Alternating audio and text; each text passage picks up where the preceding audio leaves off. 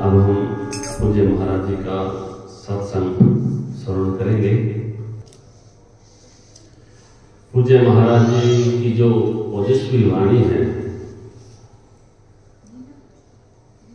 अनगिनत, लाखों भी अपने शायद संख्या कम कहेंगे, अनगिनत लोगों का सुधार हो गया है।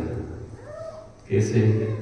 किसी ने मदिरा पीना छोड़ दिया, किसी ने मांस खाना छोड़ दिया, और जो भगवान का नाम जानते नहीं थे वो भगवान का नाम लेना शुरू कर दिया। जो पाप से डरते नहीं थे वो पाप से भी डरने लगे। तो अभी आज हम जो सत्संग सुनेंगे कि हमारे लिए ये रहता है कि हम कौन सी देवी देवताओं का ध्यान करें या पूजा करें, कौन सी भगवान की पूजा करें। कहीं राम की करेंगे तो कृष्ण जी नार उठ जाए, या कृष्ण जी करेंगे तो शिव जी नार उठ जाए, दुर्गा की करेंगे तो कहीं गणेश जी नार उठ जाए। तो बहुत ही सुंदर प्रश्न किसी भक्त ने किया था, और महाराज जी का उत्तर तो एक एक शब्द अमृत के समान है। आइए हम सभी श्रवण करते हैं। राधे राधे महाराज जी, आपके चरणों में कोटि कोटि प्रणाम। गुरु जी, हम भगवान शिव की, भगवान कृष्ण की, भगवान राम की पूजा एवं जप करते हैं, एवं माँ भगवती का भी जप पूजा करते हैं। तो क्या हमें सभी का नाम जप पूजा करके सभी को संतुष्ट करना चाहिए या किसी एक को ही भजन? क्योंकि प्रारंभ में क्या होता है, भक्ति का यही स्वरूप होता है जो आपने जो वर्णन किया। प्रारंभ में सबकी भक्ति का स्वरूप यही होता है।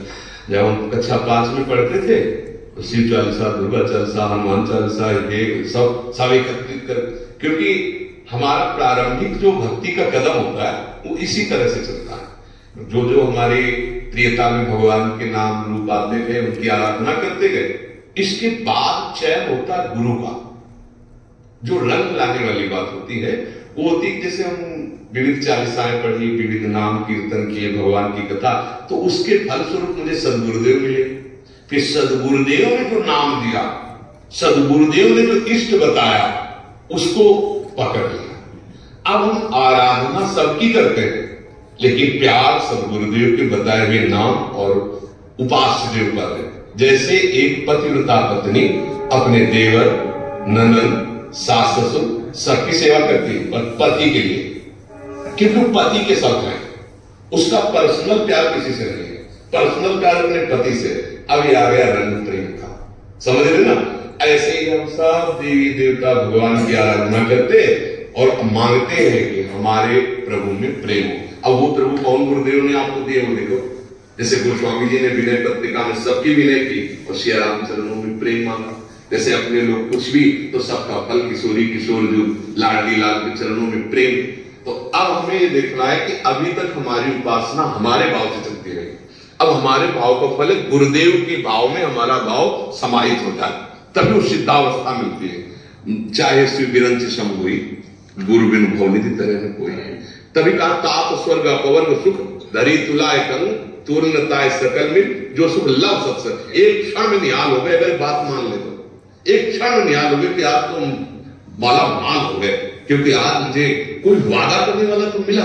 वृंदावन में बैठ के वादा करके तुम डरो मत, पकड़ लो हमारी बात पकड़ लो। तो ऐसे जैसे हम भगवान की विविध नाम रूपों की आराधना करते हैं, वो व्यर्थ नहीं है, पर उसका फल होगा सिद्ध सदगुरुदेव की प्राप्ति। और सदगुरुदेव प्रदत्त मार्ग भगवान को अधीन कर देता है। आपको हृदय में देखो, अभी प्रियता कहां है, प्रेम कहां है आपका? आप नहीं ढूंढ पाओगे। शरीर में भी प्रेम है, परिवार में भी प्रेम है, भगवान की विविध नाम रूपों में भी है, तो अभी वो प्रेम नहीं हुआ। जब सबकी ममता ताग बटोरे मम पद मने बान, वो काम गुरुदेव करते हैं। तो भगवान से प्रार्थना करो कि आपसे बड़ा कोई गुरुदेव है नहीं, आप कृपा करके मुझे आदेश अंदर से करो कि मैं आपके किस नाम रूप में आसक्त हो जाऊं। वो शिव रूप है या राम रूप है या वही है, दूसरे नहीं है। दुर्गा, काली, अम्बा, जो भी कहो वो एक ही है। मैं एक जगह लग जाने की फिर आनंद की अनुभूति होती। जैसे भगवती अम्बा पार्वती जी तपस्या कर रही थी भगवान शिव को पति रूप में प्राप्त करने के लिए हिमालय में।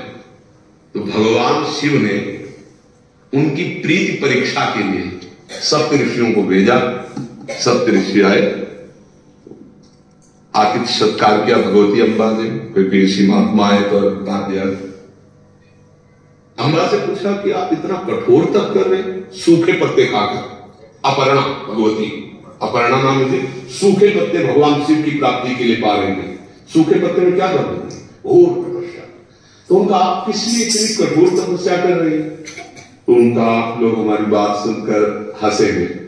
हंसने का मतलब कि कहां मैं और कहां अराध बोध संपन्न भगवान शिव। उनका शिव में ऐसा क्या है?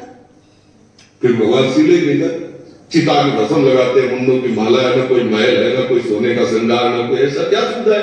चिता भस्माले को गर्भ वसनम दिग्बट धरो यथाधारी कंठे भुजगपतिहारी पशुपति कपाली भूतेषु। क्या अम्मा की दृष्टि बदल गई। तो प्रीति से कहते हैं, उन्होंने कहा आप लोगों का मत हमने सुना,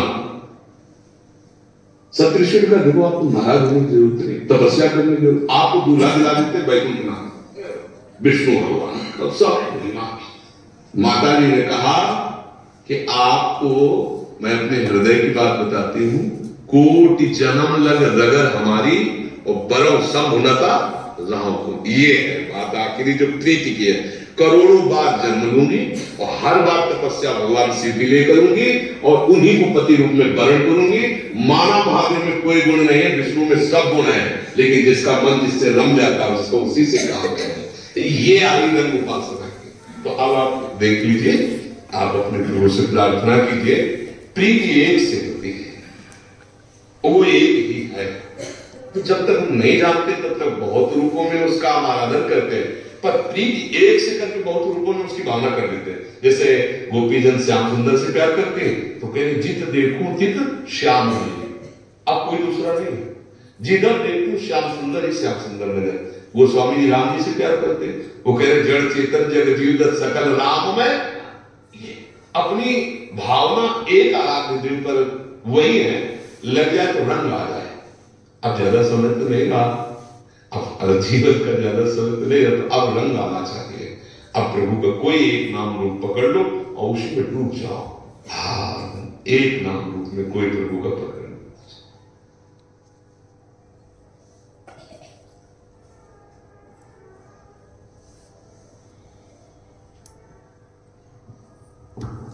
श्री हरिवंश। अभी हम पूज्य महाराज जी का एक सत्संग और श्रवण करेंगे। परिवार में रहते हुए कैसे भक्ति करें। परिवार में हमें रहते हुए बिल्कुल किसी में नहीं मिलता, सारा दिन दुकानदारी या घर गृहस्थी के काम माताएं बहनें में व्यस्त रहती है।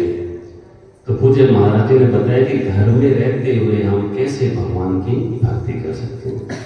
सभी ध्यान से सुने और अपने जीवन में उतारने का प्रयास भी करें। महाराज जी, भक्ति करना का बहुत मन होता है, लेकिन गृहस्थ जीवन में व्यस्त होने के कारण ठीक से नहीं हो पा रही भक्ति। किसका है? हाँ, तो फिर गृहस्थ जीवन में तो बहुत बढ़िया हो जाएगी, कोई परेशानी नहीं। जितना टाइम देना चाहते हैं मतलब उतना नहीं, पूरा टाइम भक्ति होगी। आप उसको केवल समझ लीजिए, जो आप व्यापार करते हो, जो आप नौकरी करते हो या जो आप गृह कार्य करते हो, वो भगवान के कार्य नहीं मान सकते हो। क्या भगवान के कार्य वो नहीं है? आप हमें बताओ, है ना? जब युद्ध रूपी कार्य भगवान की पूजा हो सकती है, तो आपका व्यापार नौकरी गृह कार्य ये क्या आप भगवान की पूजा नहीं हो सकते? अर्जुन जी कह रहे मैं युद्ध नहीं करूंगा, एकांत में भिक्षा मांग कर खाकर भजन करूंगा, संन्यास लूंगा। भगवान ने तो मना कर दिया है, ये नहीं करना है आपको युद्ध ही करना है। तो भगवान को पसंद है अपने कर्तव्य का पालन करना। तो आप जिस गृहस्थ धर्म में हैं, अपने कर्तव्य का पालन करें तो भगवान की पूजा हो जाएगी। जैसे पत्नी है, पुत्र है, माता पिता है, आप अच्छे धर्म के द्वारा धन कमाइए और उनको सुख प्रदान कीजिए और उनमें भगवत भावना कीजिए। घर में ठाकुर जी विराजमान है, हाँ, जब भोग बने तो ठाकुर जी को तो ये सब भजन ही तो है ना। भजन को मतलब क्या समझते हो? आपकी कहीं एकांत गुफा में जाके चुपचाप बैठ जाना, तो बैठ पाओगे चुपचाप? भाग पड़ोगे? नहीं भाग पड़ोगे यार। पहले तो मन ज्यादा लगता था, अब तो एकांत में जब से है तो भजन नहीं हो रहा है। आपके युद्ध देखोगे मन का। गृहस्थी में बहुत बढ़िया भजन होता है, बस शुरुआत यहां से होती है।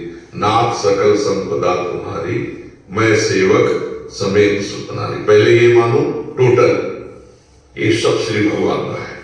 मुझे जो कार्य मिला है वो भगवान का कार्य है।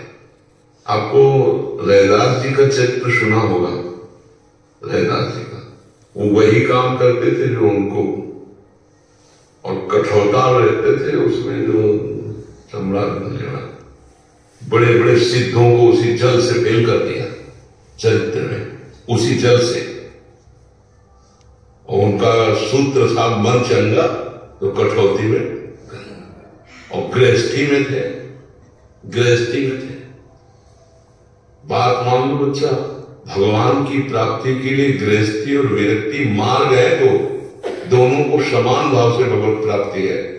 अब हम ड्यूटी बाय ड्यूटी है, अब हमारी ड्यूटी है, हम सुबह से लगे रात के 12 बजे उठ करके अपने दिनचर्या को लगे, तो हम भी तो लगे ना। तुम्हारी गृहस्थी में 4 लोग 6 लोग होंगे, हमारी गृहस्थी में हजारों की संख्या में है। अरे देखो लो, आप हमारे बच्चे हो कि भाई, आप हमारे परिवार हो कि भाई, तो ऐसे। अब हमें बंधन इसलिए नहीं कि ये मेरे नहीं है, आप मेरे नहीं, आप प्रभु के हैं, इसलिए आप आए हैं। आप प्रभुमय हैं हमारे लिए, हमारे भगवान आए, हम इस भाव से मिलते हैं, हमें कोई विक्षेप नहीं। यदि आप अपनी पत्नी में भगवान देखें, अपने पुत्र में भगवान देखें, माता पिता में भगवान देखें, अगर मंदिर ना भी जाओ तो चलेगा, क्योंकि घर में आप भगवान देख रहे हैं ना। अब मंदिर में भगवान देख के आप घर में कलह अशांति मनाओ, माता पिता और परिवार के जन अशांत आपसे रहे, तो ऐसी भक्ति की हम मान्यता नहीं देते। भले मंदिर न जाओ, लेकिन अपने घर में जो सदस्य आपको मिले हैं, भगवान ने दिया, पत्नी पुत्र माता पिता, ये आपको कर्तव्य दिया, भगवान ने पूजा दी, इनकी पूजा करो, इनके अपने अपने धर्म के अनुसार। यदि आप अपने धर्म के अनुसार पूजा करते हो, बीच बीच में राधा राधा राधा राधा जप लेते हो, और जो समय आपका है वो भगवान को अर्पित करते हो, कर्म अर्पित करते हो, तो आप महाभागवत हो, बढ़िया भक्ति है। ये सोचना कि हम गृहस्थ हैं, अगर हम विरक्त होते, यही माया का खेल है कि अगर हम विरक्त होते तो भजन कर लेते। जो विरक्त हुआ ना, वो सोचता है यार गृहस्थी में बड़ा सुख है, ये भूत के लड्डू ऐसे माया के हैं कि जो खाए सो बचता है, जो ना खाए सो बचता है। अच्छा वाह, अब दूसरे को देखा आपने माला लिए ऐसे थोड़ी देर के लिए, तो आपको लगा यार जिंदगी का सुख तो ये ले रहा है, हम तो सुख नहीं पा रहे, तो माया का सुख है। तो सही पूछो तो आपका भजन बहुत दूर का हो सकता है, क्योंकि आपको दान नहीं लेना, दान देना है। आपको पैर नहीं पूजवाने, पैर पूजना है, और खुद भजन करना है, और 4 को खवा के भजन करना है। तुम्हारा भजन बहुत जोर का भजन बनेगा बच्चा। और आज तक भगवान का अवतार या भक्त का अवतार गृहस्थों के यहाँ हुआ है। आप देखो ना, संत महात्मा भगवान सब गृहस्थों के यहाँ तो अवतार लिए। अच्छा, आज भी हमारा भरण पोषण गृहस्थों से ही तो हो रहा है भाई, कपड़ा है, बिजली है, भोजन है, गृहस्थ मेहनत करके कमा रहा है, 100 200 500 हम इधर दिए, उसी से तो चल रहा है। नाटकबाजी की बात नहीं है, खुली बात है। तो गृहस्थ धर्म सबसे बड़ा धर्म है, जो हर धर्म का, हर आश्रम का पोषण करते हुए स्वयं भजन कर रहा है, वो महान है। ये बात समझना पड़ेगा। हमारी समझ में गृहस्थ आश्रम बहुत बड़ा है, यदि धर्म से चले तो, धर्म से चले तो बोले भी आप बाबा जी क्यों बन गए, जिसने ये हमारे भाग्य में लिखा था। भगवान की प्राप्ति के लिए जरूरी नहीं बाबा जी बनना, जरूरी है भजन करना, जरूरी है धर्म से चलना। तो बाबा जी बन के अगर भजन न करे तो भगवान मिल जाएंगे क्या, नरक जाएगा, नरक, सीधे नरक। मान लो सरकारी पुलिस की वर्दी पहने हो और चोरी करते पकड़ा जाए तो विशेष अपराधी माना जाएगा कि नहीं, कि आप तो जानते ही हो और फिर आप चोरी कर रहे हो। तो ऐसे साधु वेश है, तो आप जानते हो धर्म को और फिर भी अधर्म कर रहे हो। इसलिए बच्चा, आप जहां हो बहुत बढ़िया जगह हो, खूब भजन करो, नाम जब जितना बने, और जो कर्म कर रहे हो भगवान को अर्पित करो। समझ गए?